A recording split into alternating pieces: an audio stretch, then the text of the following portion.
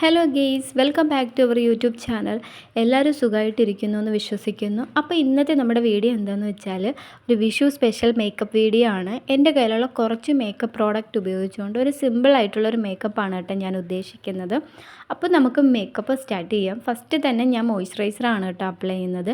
നന്നായിട്ട് ഫേസിൽ മോയ്സ്ചറൈസർ ഇടുന്നുണ്ട്. അപ്പോൾ ഞാൻ കൈ യൂസ് ചെയ്തിട്ടാട്ടോ ഇടുന്നത്. എനിക്കതാണ് കൂടുതൽ ഇഷ്ടം. പിന്നെ ഞാനിന്ന് ഇട്ടിരിക്കുന്നത് ധാവണിയാണ് കേട്ടോ. ഒരു യെല്ലോ ഗ്രീൻ കളർ കോമ്പിനേഷൻ വരുന്ന ധാവണി. ഇതെൻ്റെ സേവ് ദ ഡേറ്റിന് വേണ്ടിയിട്ടാണ് ഞാൻ ഈ ഒരു ധാവണി വാങ്ങിയിട്ടുള്ളത്. ഇത് ഞാൻ ഒന്നോ രണ്ടോ തവണ മാത്രമേ ഈ ഒരു ധാവണി ഞാൻ ഇട്ടിട്ടുള്ളൂ. അപ്പോൾ ഇന്ന് വിഷുവിൻ്റെ ഒരു ലുക്കായതുകൊണ്ട് തന്നെ യെല്ലോ കളർ നന്നായിരിക്കും എന്ന് വിചാരിച്ച് അതാണ് ഞാൻ ഈ ഒരു കളർ തന്നെ എടുത്തത്. പിന്നെ ഇനി അടുത്തത് നമുക്ക് ഫൗണ്ടേഷൻ ഇടാമേ. അപ്പോൾ ഫൗണ്ടേഷൻ നമ്മൾ ഒരുപാട് ഓവറായിട്ടൊന്നും ഇടുന്നില്ല, ഡോട്ട് ഡോട്ടായിട്ട് കുറച്ച് മാത്രമേ ഇടുന്നുള്ളൂ. അപ്പോൾ ഈ ഒരു ഷെയ്ഡ് എനിക്ക് നന്നായിട്ട് എൻ്റെ കളറിന് നന്നായിട്ട് ചേരുന്നൊരു ഷെയ്ഡാണ്. ഇത് ലാക്മിയുടെയാണ് കേട്ടോ. ഞാൻ മുന്നേ ഈ ഫൗണ്ടേഷനോ അങ്ങനെയൊന്നും യൂസ് ചെയ്യുന്ന ഒരാളായിരുന്നില്ല. ഇപ്പോഴെന്ന് വെച്ചാൽ എനിക്ക് നല്ല ഓപ്പൺ പോർസ് ഉണ്ട്. അതുപോലെ തന്നെ നമ്മൾ മേക്കപ്പൊക്കെ ചെയ്യുമ്പോൾ നല്ല ഫിനിഷിങ് കിട്ടണമെങ്കിൽ നമുക്ക് ഈ ഒരു ഫൗണ്ടേഷൻ ഇട്ടാലേ പറ്റൂ. അങ്ങനെയാണ് ഞാൻ പിന്നെ ഈ ഫൗണ്ടേഷനൊക്കെ യൂസ് ചെയ്ത് തുടങ്ങിയത്. പിന്നെന്ന് വെച്ചാൽ നമ്മൾ ഏത് മേക്കപ്പ് പ്രോഡക്റ്റ് ഇട്ടാലും നല്ല രീതിയിൽ നമ്മുടെ ഫേസിൽ ബ്ലെൻഡ് ചെയ്ത് കൊടുക്കണം. നമ്മുടെ ഫേസുമായിട്ട് നല്ല രീതിയിൽ ബ്ലെൻഡ് ആയെങ്കിൽ മാത്രമേ ഒരു നാച്ചുറൽ ലുക്ക് കിട്ടുള്ളൂ. അല്ലെങ്കിൽ നമ്മൾ മേക്കപ്പ് ചെയ്ത് പോകുമ്പോൾ നല്ല പുട്ടി അടിച്ച പോലെ ഇരിക്കും. അടുത്തത് നമുക്ക് കോമ്പാക്ട് പൗഡർ ഇട്ട് കൊടുക്കാം. ഇതും ലാക്മിയുടെ കോമ്പാക്ട് പൗഡറാണ്. എൻ്റെ മിക്ക മേക്കപ്പ് പ്രോഡക്റ്റും ലാക്മിയുടേതാണ്. പിന്നെ ഒരു കാര്യം എന്ന് വെച്ചാൽ ഇത്തവണത്തെ വിഷു ഞങ്ങൾക്ക് വളരെയധികം സ്പെഷ്യലാണ്. കാരണം എൻ്റെ കല്യാണം കഴിഞ്ഞിട്ടുള്ള ആദ്യത്തെ വിഷുവാണ്. അതുകൊണ്ട് തന്നെ ഞങ്ങൾ ഒരുപാട് കാര്യങ്ങളൊക്കെ പ്ലാൻ ചെയ്ത് വെച്ചിട്ടുണ്ട്. അമ്പലത്തിൽ പോകണം, അതുപോലെ കണി ഒരുക്കണം, അങ്ങനെ ഒരുപാട് കാര്യങ്ങൾ. അപ്പോൾ എല്ലാവരും വിഷുവിൻ്റെ ആ ഒരു തിരക്കിലും കാര്യങ്ങളിലൊക്കെ ആയിരിക്കും. നമ്മളെ ഹിന്ദുക്കൾക്കെന്ന് വെച്ചാൽ ഈ ഓണം വിഷു ഒക്കെ വളരെയധികം സ്പെഷ്യലായിട്ടുള്ള ഡേ ആണ്. ഞാനിപ്പോൾ നല്ല പോലെ കോമ്പാക്ട് പൗഡർ ഇട്ട് കൊടുക്കുന്നുണ്ട്. കാരണം ഫൗണ്ടേഷൻ ഇട്ടതിന് ശേഷം നമ്മൾ നല്ല രീതിയിൽ കോമ്പാക്റ്റ് ചെയ്തെങ്കിൽ മാത്രമേ അത് നല്ലപോലെ കവർ ചെയ്തിരിക്കുകയുള്ളൂ. എനിക്കെന്ന് വെച്ചാൽ പെട്ടെന്ന് വിയർക്കുന്ന ഒരാളാണ് ഞാൻ. ഇപ്പോൾ നമ്മൾ ഈ ഫൗണ്ടേഷനൊക്കെ ഇട്ടിട്ട് പുറത്ത് പോവുകയാണെങ്കിൽ അത് എന്താ പറയുക, ഒലിച്ച് വരുന്നത് പോലെ നമുക്ക് തോന്നും. അത് ഭയങ്കര വൃത്തികേടായിരിക്കും. അതുകൊണ്ടാണ് ഞാൻ നല്ലപോലെ കോമ്പാക്റ്റ് ചെയ്യുന്നത്. അടുത്തത് നമുക്ക് കണ്ണിൽ ഐ ഷാഡോ ഇട്ട് കൊടുക്കാം.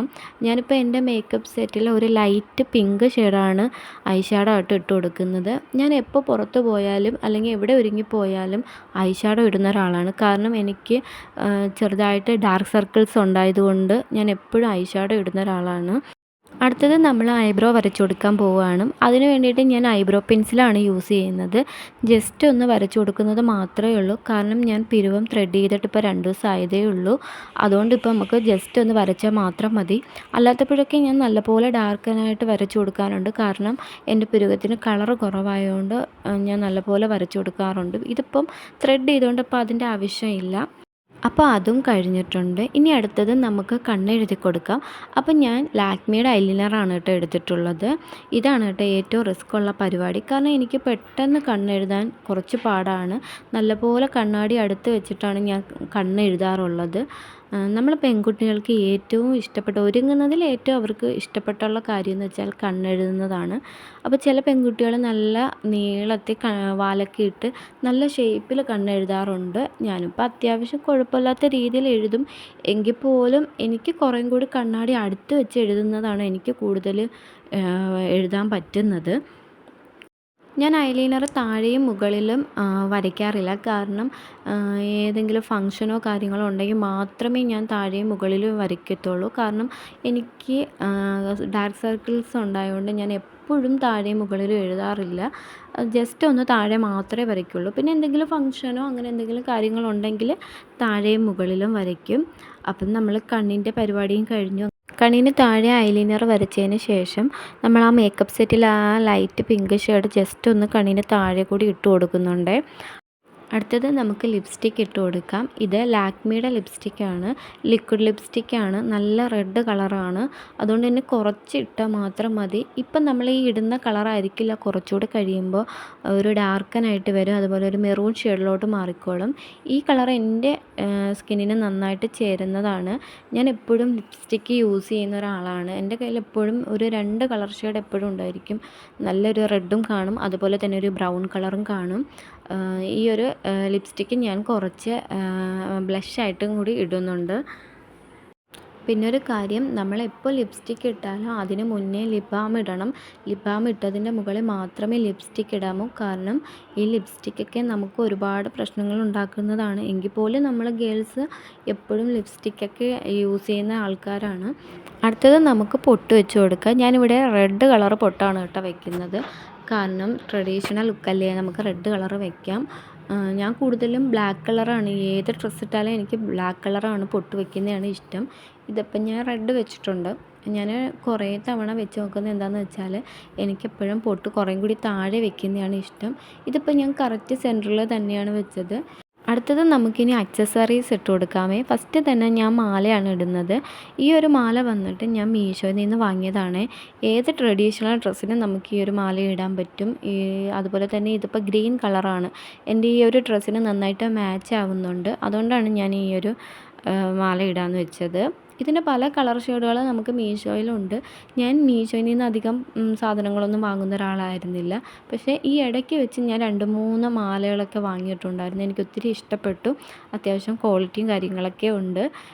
പക്ഷേ ഇത് ഇടയ്ക്കിടയ്ക്ക് മുടിയിൽ കുരുങ്ങുന്നുണ്ട്. അതുകൊണ്ടാണ് ഞാൻ കുറേ നേരം കൊണ്ട് ഇത് നല്ലപോലെ റെഡിയാക്കി ഇടുന്നത്. അപ്പം നമ്മൾ മാലയൊക്കെ സെറ്റാക്കിയിട്ടുണ്ട്. അങ്ങനെ ഫസ്റ്റ് മാല എങ്ങനെയെങ്കിലുമൊക്കെ കഷ്ടപ്പെട്ട് ഇട്ടിട്ടുണ്ട്.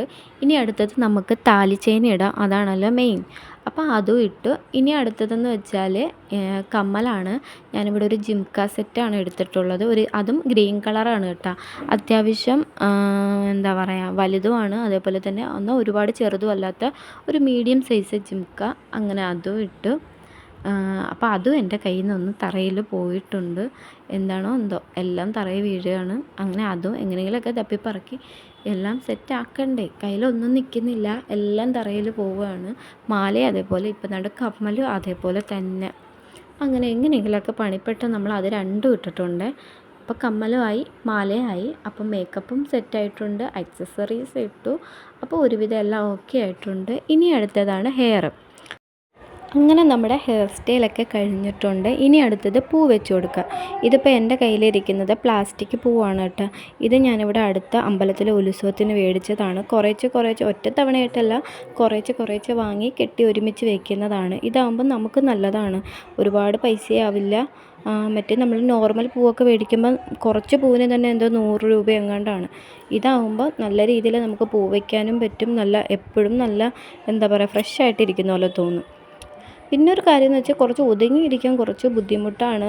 സാധാ പൂവാകുമ്പോൾ നമ്മൾ എങ്ങനെ വെച്ചാലും ഒന്ന് ഒതുങ്ങിയിരിക്കും. ഇത് കുറച്ച് എന്താ പറയുക, ഉന്തി നിൽക്കുന്ന പോലെ തോന്നും. ആദ്യം ഞാൻ വിചാരിച്ചു പൂ ബാക്കിലായിട്ട് വെക്കാം, അതായിരിക്കും നല്ലതെന്ന്. പിന്നെ ഞാൻ വിചാരിച്ചു വേണ്ട, ബാക്കിൽ കൂടെ മുടിയുടെ ഉള്ളിൽ കൂടെ എടുത്തിട്ട് വെക്കാം, അതാകുമ്പോൾ ഫ്രണ്ടിലും കുറച്ച് പൂ കാണുമല്ലോ എന്ന് വിചാരിച്ചു. അപ്പോഴും ഞാൻ 2 സൈഡിലും 2-3 സ്ലൈഡ് അധികം കുത്തിയിട്ടുണ്ട്. കാരണം നമ്മൾ മേക്കപ്പ് എല്ലാം ചെയ്തതിന് ശേഷം തിരിഞ്ഞ് നോക്കുമ്പോൾ പൂവ് ഊരിപ്പോകാൻ പാടില്ലല്ലോ. അതുകൊണ്ട് നല്ല രീതിയിൽ ടൈറ്റായിട്ട് തന്നെ ഞാൻ സ്ലൈഡ് കുത്തി ഉറപ്പിച്ച് വെച്ചിട്ടുണ്ട്. അപ്പം പൂവിൻ്റെ കാര്യം ഒരുവിധം റെഡി ആയിട്ടുണ്ട്. ഇനിയെന്ന് വെച്ചാൽ ഞാൻ 2-3 കാര്യങ്ങൾ വിട്ടുപോയി. ഒന്നെന്ന് വെച്ചാൽ കയ്യിൽ വള ഇടാൻ ഞാൻ മറന്നുപോയി. അപ്പോൾ എൻ്റെ കയ്യിൽ പച്ച കുപ്പിവള ഉണ്ടായിരുന്നെങ്കിൽ ഞാൻ അതേ ഇടുള്ളായിരുന്നു. ഇപ്പോൾ എൻ്റെ കയ്യിലുള്ളൊരു വള മാത്രമേ ഞാൻ ഇട്ടിട്ടുള്ളൂ. അതിന് ശേഷം മസ്കാര ഇടാൻ മറന്നിട്ടുണ്ടായിരുന്നു. അപ്പോൾ ലാസ്റ്റായിട്ട് മസ്കാര ഇട്ട്, മസ്കാര നമ്മൾ എന്തായാലും മറക്കാൻ പാടില്ലാത്തൊരു കാര്യമാണ്. നമ്മൾ ഐ മേക്കപ്പ് കംപ്ലീറ്റ് ആവണമെങ്കിൽ മസ്കാര എന്തായാലും ഇട്ടേ പറ്റത്തുള്ളൂ. അപ്പം ഞാൻ ലാസ്റ്റ് മസ്കാരയും ഇട്ട്. ഇനി ഒരു കാര്യം എന്ന് വെച്ചാൽ സിന്ദൂരം തൊട്ടില്ല. സിന്ദൂരവും കൂടെ ഇനി നമുക്ക് തൊട്ടാലേ നമ്മുടെ ലുക്ക് കംപ്ലീറ്റ് ആവത്തുള്ളൂ. അപ്പോൾ എൻ്റെ കയ്യിലുള്ളൊരു റെഡ് കളർ സിന്ദൂരമാണ് ഞാൻ തൊട്ട് കൊടുക്കുന്നത്. അങ്ങനെ നമ്മൾ സിന്ദൂരം ഇട്ടിട്ടുണ്ട്. അപ്പോൾ ഞാൻ ഏത് ലുക്കിലായാലും എന്ന് വെച്ചാൽ ഏത് മോഡേൺ ഡ്രസ്സിലായാലും ഞാൻ സിന്ദൂരം തൊടും. എനിക്ക് ഭയങ്കര ഇഷ്ടമാണ് സിന്ദൂരം ഇടുന്നത്. അപ്പം നമ്മളെ ലുക്ക് എന്തായാലും കംപ്ലീറ്റ് ആയിട്ടുണ്ട്. അപ്പോൾ എൻ്റെ ഈ ഒരു ലുക്ക് നിങ്ങൾക്ക് എല്ലാവർക്കും ഇഷ്ടപ്പെട്ടിട്ടുണ്ടെങ്കിൽ, അതുപോലെ ഈ വീഡിയോ ഇഷ്ടമായിട്ടുണ്ടെങ്കിൽ എല്ലാവരും ലൈക്ക് ചെയ്യണം, ഷെയർ ചെയ്യണം, സബ്സ്ക്രൈബ് ചെയ്യണം. അപ്പോൾ അടുത്ത നല്ലൊരു വീഡിയോ ആയിട്ട് വരുന്നത് വരെ എല്ലാവർക്കും ടാറ്റ, ബൈ ബൈ.